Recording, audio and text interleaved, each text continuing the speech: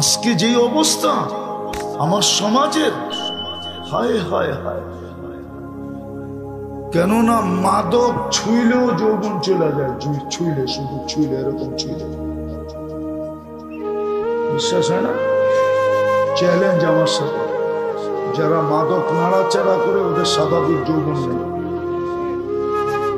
যে বক্ষণ করে তার তো নাই, যে বহন করে ওরও স্বাভাবিক যৌবন নেই, চ্যালেঞ্জ।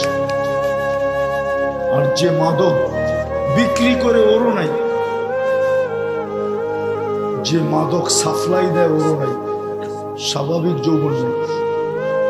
আমি চ্যালেঞ্জ দিয়ে বলবো, ডাক্তার নিয়ে যায়, যারা মাদক ঢুকায় দেশে ওদের একটারও স্বাভাবিক যৌবন নেই। কেন এটার উপরে 100% লানত। সিস্টেম এটাই, যেটার উপরে লানত থাকবে ওটা ছুঁইলেও ক্রিয়া হবে। আমি একটা হাদিস দিয়ে প্রমাণ দিতেছি, গোলামা আমার সাথে একমত হবে।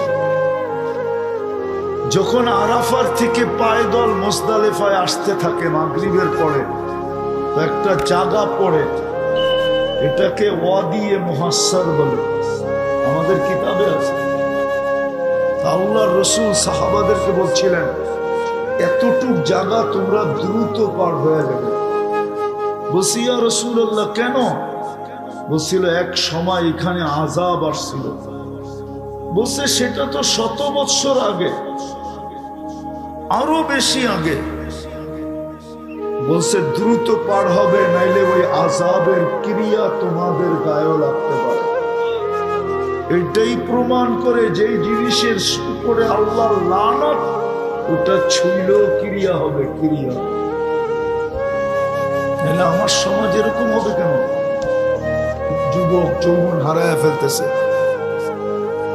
তো যেটা বুঝাইতেছিলাম, আমি কথাকে গুছায়া নিয়ে আসতেছি। 11:15 বাজতে চলছে, লম্বা করব না। এই জন্য বলতেছিলাম মেরে দোস্ত, ফুল যতক্ষণ পর্যন্ত না ফোটে তত মতো আকর্ষণের পাত্র হয়।